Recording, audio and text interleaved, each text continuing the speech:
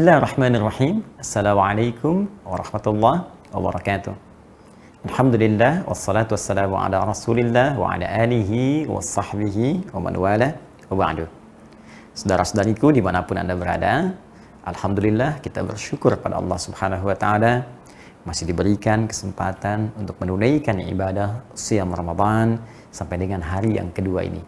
Kita bermohon kepada Allah semoga seluruh ibadah yang telah kita tunaikan dari sejak kita mengawali Shiyam Ramadan sampai hari ini berkenan diterima oleh Allah Subhanahu wa taala.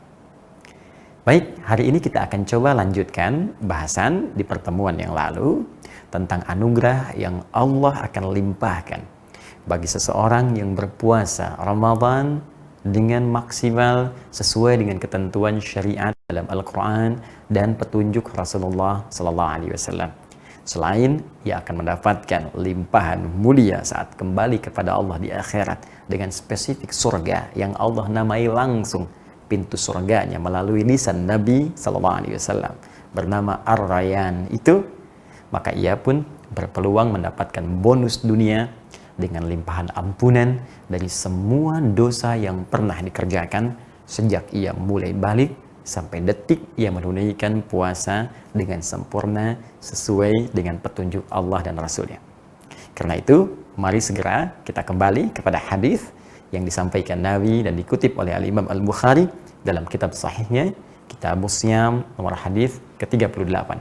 Kita coba bacakan kembali, kemudian kita sambungkan dengan bahasan yang kemarin telah kita selesaikan untuk kita sempurnakan di pertemuan kali ini.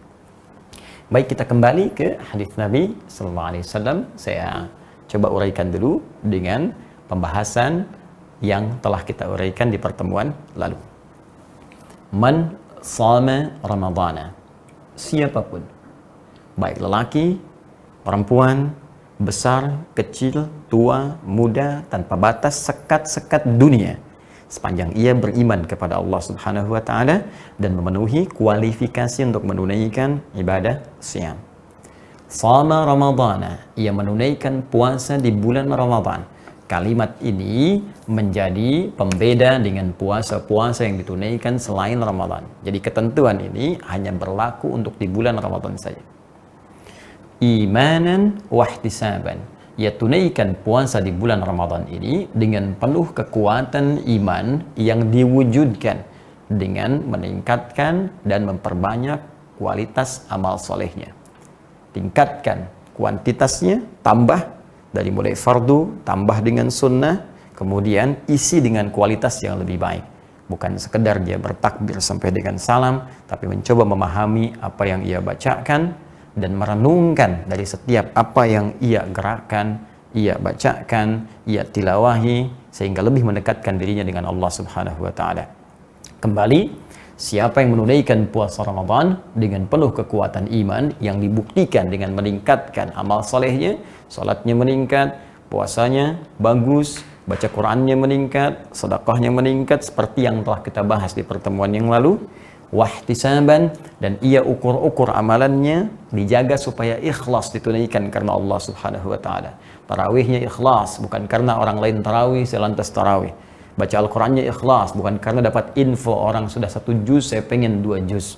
Sedekahnya ikhlas, bukan karena motif tertentu, baik riya, sum'ah ataupun yang lainnya. Riya ingin dilihat orang, sum'ah ingin didengar orang, atau motif-motif lain selain karena Allah Subhanahu wa taala. Jika mampu dikerjakan dengan kekuatan iman dan ikhlas, ghufira lahu ma taqaddama min dhanbi, maka ia berpeluang diampuni seluruh isun mausul, ya yadullu 'alal jama', ya. Huruf sambung, konjungsi menunjuk pada satu keadaan bentuknya jama', luas, banyak sifatnya. Ya, jadi seluruh diartikannya, seluruh taqaddama min dhanbi, dari dosa-dosa yang pernah ia kerjakan di masa lalunya. Masya Allah. Ya, ada orang yang tidak pernah bebas dari kesalahan tentunya. Yang ini menarik, dia banyak berbuat salah sehingga melahirkan dosa, namun berpeluang ketika dia puasa, dosanya diampuni oleh Allah Subhanahu wa taala. Tak terlukiskan sejak kita mulai balik berapa kali mata kita menatap yang keliru, telinga mendengar yang salah, lisan bercakap yang tidak benar, sampai ke ujung kaki. Dan ternyata ada waktu, begitu kita menunaikan puasa, mengerjakan sesuai ketentuan, seketika Allah berkenan mengampuni seluruh dosa yang dikerjakan oleh anggota tubuh kita ini. Nah, bahasan kita berhenti di pernyataan ini pada pertemuan yang lalu. Sekarang kita akan masuk kepada detail selanjutnya. Bagaimana ciri orang yang mendapatkan bonus ampunan Allah ini sehingga dia bisa melihat keadaan dirinya sudah terbebas dari dosa dan kesalahan yang telah diampuni oleh Allah Subhanahu wa taala. Baik. Inilah inti pembahasan kita dalam kultum kali ini. Secara singkat kita akan tanyakan, ya Allah, kalau saya ingin mengetahui apakah dosa saya telah diampuni, puasa saya diterima, kesalahan saya dihapuskan, bagaimana cara mengukurnya? Baik, pemirsa, mari kita lihat pelan-pelan. Kalau kita kembali kepada ketentuan Al-Quran, orang-orang yang diampuni dosanya, maka disifati oleh Al-Quran dengan kalimat yang singkat tapi padat. Itu taba, ya, taba, yatubu, taubatan. Taba, ini kata kerjanya, yatubu, taubatan, taubat. Ya, ini sifatnya. Dan sudah diserap ke dalam bahasa Indonesia dengan nama taubat. Secara sederhana, taubat itu kembali. Ya, saya ulang, taubat itu kembali. Jadi, kalau saya ilustrasikan begini, ketika Anda berjalan ke satu tujuan misalnya, ya, mohon maaf, Anda akan ke Bandung misalnya, ya, posisi dari Jakarta. Saya dari Jakarta akan ke Bandung. Harusnya jalan yang ditempuh ini. Tapi tiba kemudian, ia salah jalan. Nah, maka jika ia ingin menuju tempat yang benar, tujuan yang telah ditetapkan, secara gampangnya, ia mesti kembali ke jalan yang benar. Ya, jalan yang lurus tadi, yang telah ditunjukkan, maka ketika kembali ke jalan yang benar ini akan mudah ia mencapai tujuannya. Nah, dalam bahasa Arab, ketika seseorang kembali menuju hal yang benar, bukan sekedar kembali. Ya, karena kembali bahasa Arabnya banyak. Ada itu kembali, raja itu pulang, balik. Tapi taba khusus, kembali untuk menuju jalan yang benar, yang mengarahkan kepada nilai-nilai kebaikan. Maka ketika Anda kembali untuk menuju jalan yang benar, dan diikuti petunjuk dengan benar, maka itu yang disebut dengan taubat. Pekerjaannya disebut dengan taba, yatubu, ya, sifatnya disebut dengan taubat. Ada orang yang diminta oleh Allah berbuat soleh. Soleh kamu ya, soleh. Soleh, berbuat hal kebaikan yang dibenarkan oleh Allah Subhanahu wa ta'ala. Telinga soleh, dengar yang baik-baik. Lisan soleh, berkata yang baik-baik. Pandangan soleh, menatap yang baik-baik. Ternyata pandangan ini pernah salah lihat. Pendengaran pernah keliru mendengar. Lisan pernah salah bertutur. Dan dia ingin kembali berbuat soleh. Dari yang salah, ingin menjadi soleh. Maka bagaimana caranya? Ya, maka kata Allah sederhana, balikan. Kembalikan fungsinya. Dari yang salah, tinggalkan yang salahnya, balikan kepada yang solehnya.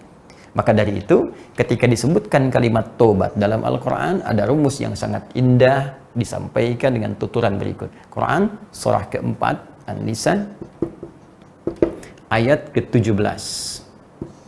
Ya, Allah sampaikan, perhatikan ini standar taubat dalam Al-Quran. Innamat taubatu 'alallahi.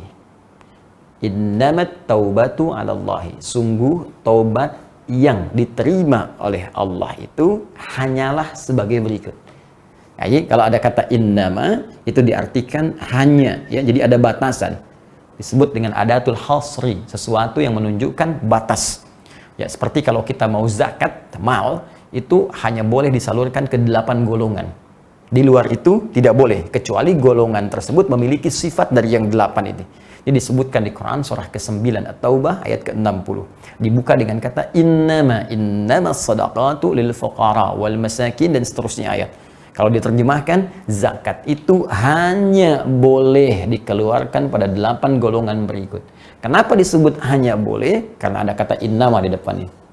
Rumus yang sama diterapkan pada kaidah taubat. Kata Allah, innamat taubatu 'ala Allah. Taubat yang diterima oleh Allah itu hanya sebagai berikut. Lilladzina ya'maluna as-su'a bijahalatin thumma yatubuna min qarib. Itu orang-orang yang pernah berbuat salah. Su itu salah, jamaknya sayyi'at. Su Nah, itu salah.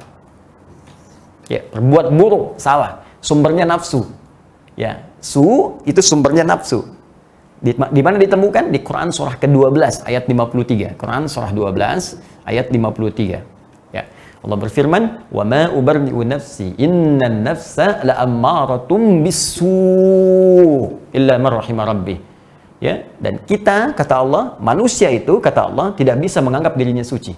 Kata Nabi Yusuf alaihissalam, aku tak bisa menilai diriku suci karena ada nilai kemanusiaan. Hanya ya kasih Allah yang menjadikan setiap nabi dan rasul itu maksum, dijaga dari salah. Cuma kalau manusia biasa nggak punya sifat maksum, pasti salah. Kenapa? Karena ada nafsu dalam dirinya. Ya, innan nafsa la'ammaratun bisu. Sungguh nafsu itu senantiasa mengarahkan pada keburukan, sesuatu yang salah. Jadi sumbernya nafsu, dan nafsu cenderung kemudian membimbing organ tubuh untuk berbuat salah. Di Quran surah ke-4 ayat 17 kata Allah, kalau ada orang pernah berbuat salah karena dorongan nafsunya, maka jalannya segera dia kembali. Tsumma yatubuna min qarib. Segera tobat. Nah, tobat itu harus disegerakan. Taubat itu jangan ditunda. Karena itu orang-orang yang cenderung mengerjakan amal soleh karena imannya, itu pasti akan ditunjukkan oleh Allah di sela-sela amal solehnya itu hal-hal yang pernah dilakukan di masa lalu dalam perbuatan salahnya. Sehingga cenderung fitrahnya mendorong dia untuk bertobat kepada Allah. Di orang-orang yang diterima oleh Allah Subhanahu wa Ta'ala amal solehnya dan digugurkan dosa-dosanya, yaitu orang yang saat beramal soleh itu dia merasakan kenikmatan salatnya, kenikmatan baca Qur'annya. Tak sadar dia teringat dengan dosa-dosanya, lantas dia meneteskan di air matanya, ya Allah, saya pernah berbuat salah. Kemana aja saya selama ini jarang menikmati bacaan Al-Quran. Kemana aja saya selama ini meninggalkan sholat padahal bisa saya kerjakan sampai dengan di malam hari. Kemana aja saya selama ini, ya Allah, Engkau titipkan saya harta yang cukup banyak, tapi enggan untuk bersedekah. Sementara semua ini akan dihisab. Allahu Akbar. Jadi, sifat orang yang taubat itu dijelaskan oleh Al-Quran adalah orang-orang yang ingin segera kembali berpikir untuk mengentaskan kesalahannya dan kembali kepada jalur kesolehannya. Jadi kalau Anda ingin bertanya kepada Allah secara singkat, ya Allah, bagaimana caranya saya mengetahui bila dosa saya telah diampuni oleh-Mu? Maka cara pertama, kata Allah, lihat, kamu punya sifat taubat tidak? Nih. Saya ulangi. Kata Allah, lihat kamu punya sifat taubat tidak? Kalau punya sifat taubat, maka berita baiknya itu yang diampuni oleh Allah Subhanahu wa Ta'ala sebagai tanda bagian yang pertama. Apa sifat taubatnya? Sederhananya, meninggalkan jalan yang salah tadi, ini salah, tinggalkan, kembali kepada jalan yang saleh. Jadi, sifat yang pertama untuk mengetahui apakah seseorang diampuni oleh Allah Subhanahu wa Ta'ala, dia memiliki sifat taubat dengan meninggalkan yang salah untuk kembali kepada yang saleh. Jadi, ketika Anda merasakan bagian yang pertama ini, berbahagialah bahwa itu tanda pertama Allah telah menerima taubat kita dan mengampuni dosa-dosa kita. Tinggalkan yang salah. Jadi, kalau kita mau ingin lihat dengan singkat, telinga sudah nggak senang dengar yang buruk lagi. Mata sudah nggak nyaman lihat yang nggak bagus lagi. Jadi, setelah kita dengar ini misalnya di hari yang kedua, tiba-tiba ada tayangan di TV terlihat iklannya nggak bagus, Anda sudah nggak suka. Apa sih iklannya nggak bagus nih? Pindahkan aja, ya ganti aja. Kalau bisa tiap mau maghrib tonton Aku Suka aja misalnya, ya ayo kultum sejenak untuk berbuka. Nah, jadi yang Anda lihat itu acara-acara yang bagus, acara-acara tentang penghafal Quran, acara-acara tentang orang meningkatkan sholat, ya buka aurat sudah nggak suka lihatnya. Yang terdengar buruk sudah nggak mau didengar. Ini tanda pertama. Ketika Anda bisa meninggalkannya, tanda dari Allah bahwa taubat kita diterima oleh Allah. 2. Tidak cukup sekedar ditinggalkan yang salah, tapi kita harus menempuh yang soleh. Jalan yang benarnya. Ini kalau Anda cuman balik dari sini, saya salah arah balik, cuman diam di sini, ya kapan nyampenya ke Bandung? Karena itu kalau seseorang ingin mendapatkan anugerah ampunan Allah, di sini ada ampunan, ada rahmat, ada surga, ingin dapat, setelah balik dari yang salah, cepat kejar yang solehnya. Ambil ini. Karena itu, disifati kemudian di ayat yang lain, di Quran, Al-Quran, surah ke-5, ayat 39. Ini bahkan langsung dicontohkan oleh Allah, kesalahannya pada ayat 38-nya. Ya, maaf, tidak ada manusia yang sempurna. Setiap kita pasti pernah berbuat salah. Saya pun ini mungkin hanya ditutup saja sebagian dari aib-aibnya. Boleh jadi Anda bisa lebih baik di hadapan Allah dibandingkan dengan saya. Karena itu kata Allah, mungkin ada yang salah dalam perjalanan hidupnya. Pernah mencuri, wasariqu wasariqatu di ayat 38-nya. Ayat 38-nya Allah berbicara tentang jenis pelanggaran, kesalahan-kesalahan berupa pencurian, korupsi, mencuri dengan semua namanya. Itu kan cuma dibedakan dengan istilah saja. Korupsi ya maling juga. Mencuri apapun ya pencurian juga. Kata Allah, wasariqu wasariqatu faqta'u aydiyahuma jazaa'an bima kasaba nakalan minallah. Ya, para pencuri itu, lelaki atau perempuan, ya, berikan pelajaran yang membuat dia mengerti bahwa itu salah. Berikan pelajaran yang tegas. Potong tangannya. Kalau tak berlaku hukum itu, maka buat hukum yang ketat sehingga tangan terpotong. Ya, maksudnya tangan tidak punya peluang lagi untuk mencuri. Kalau memang hukum potong tangan itu secara real belum bisa diterapkan, bikin hukum yang ketat, tafsirkan majazi. Seketat-ketatnya hukum supaya tangan terpotong untuk berbuat pencurian, untuk berbuat yang salah. Ya, naikkan hukumannya, kuatkan, tingkatkan ancamannya. Itu poinnya. Jadi kalau koruptor misalnya tahu kalau korupsi tembak mati nih, maka tangannya tidak akan tergerak misalnya untuk mencuri. Ya, demikian seterusnya. Tapi yang paling menarik, kata Allah, tidak ada orang yang sempurna dalam hidupnya. Kalaupun Anda pernah berbuat salah dan diberikan jalan untuk kembali, maka yang paling indah, lihat ayat 39-nya. Faman taba min ba'di zulmihi. Siapa yang ingin kembali, taba, ingin balik, min ba'di zulmihi, setelah dia berbuat salah sehingga menggelapkan keadaan hidupnya. Orang salah itu hidupnya gelap, gak enak. Karena itu takut kelihatan orang. Dia lebih senang dengan kegelapan, ya. Karena kalau terang takut kelihatan orang. Itu bahasa kiasan yang indah. Nah, poinnya wa aslaha yuslihu, kemudian memperbaiki diri menuju yang saleh. Ya, ingat kaidah pembahasan kita di ilmu bahasa, kalau ada tambahan kata aslaha yuslihu, tasrifnya kan ditambah hamzah dari kata saluha yasluh, saleh. Ya, aslaha berusaha untuk saleh. Jadi syarat yang kedua, orang yang diterima tobatnya oleh Allah, diampuni dosanya setelah dia meninggalkan yang salah, dia berusaha bergegas menuju yang soleh. Maksudnya mengganti perbuatan salah dengan fungsi yang soleh. Apa yang salah di pandangan? Melihat yang diharamkan. Bagaimana kalau kita ingin tobat dari situ? Tinggalkan yang haram, ganti dengan yang soleh, yang halal. Pandang yang baik-baik, dengar yang baik-baik, ucapkan yang baik-baik. Jadi secara singkat, di hari kedua, di bulan Ramadan ini, kalau kita ingin mengukur apakah dosa kita diampuni oleh Allah sampai hari kedua ini, maka sederhana. Apakah kita sudah berkenan meninggalkan yang diharamkan oleh Allah?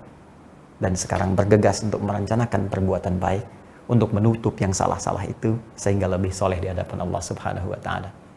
Berapa usia Anda saat ini? 30? 40? 50? 60? Dari sekian usia yang telah Allah titipkan, berapa waktu yang telah terbuang selama ini untuk berbuat yang salah dengan cita-cita surga yang diharapkan itu? Apakah sebanding? Jika Anda menyadari bahwa yang dulu sudah banyak yang salah, maka setidaknya yang tersisa kita gunakan untuk membentuk yang saleh. Tutup yang salah, jadikan masa lalu sebagai pelajaran untuk memulai hidup baru yang lebih baik. Abaikan pernyataan manusia, abaikan pandangan manusia. Siapapun Anda, apakah pernah bertempat satu tempat tertentu, berbuat keburukan tertentu, boleh jadi itu jalan dari Allah supaya Anda merasakan kenikmatan taubat dan meninggalkan perbuatan itu untuk kembali kepada ridha Allah Subhanahu wa Ta'ala. Jika Anda tak mampu berlomba dengan orang soleh meningkatkan ketaatan, setidaknya berlomba dengan para pendosa untuk bertobat di hadapan Allah Subhanahu wa Ta'ala. Nah, saudara-saudariku, ini jawaban dari pertemuan yang lalu. Semoga amalan kita diterima oleh Allah Subhanahu wa Ta'ala. Semoga dosa kita diampuni oleh Allah Subhanahu wa Ta'ala. Dan semoga seperti namanya, Ramadan memberikan hikmah di balik penamaan ini yang memberikan tanda bahwa dosa-dosa kita sudah hilang saat kita menunaikan ibadah puasa.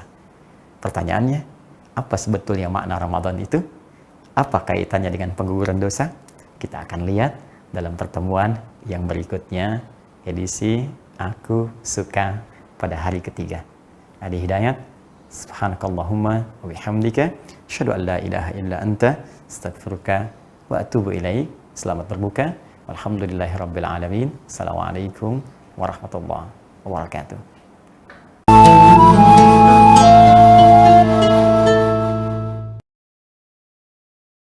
Allahu Akbar, Allahu Akbar.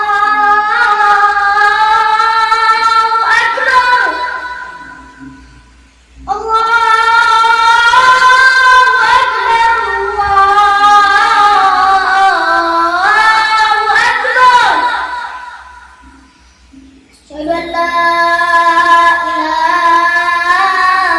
illallah. Asyhadu an la ilaha illallah. Asyhadu anna Muhammadar Rasulullah. Asyhadu anna Muhammadar Rasulullah. Hayya 'alas shalah. Hayya 'alas shalah.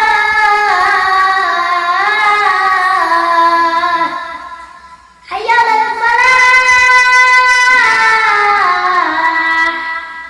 Hayya 'alal falah. Allahu Akbar, Allahu Akbar. La ilaha illallah.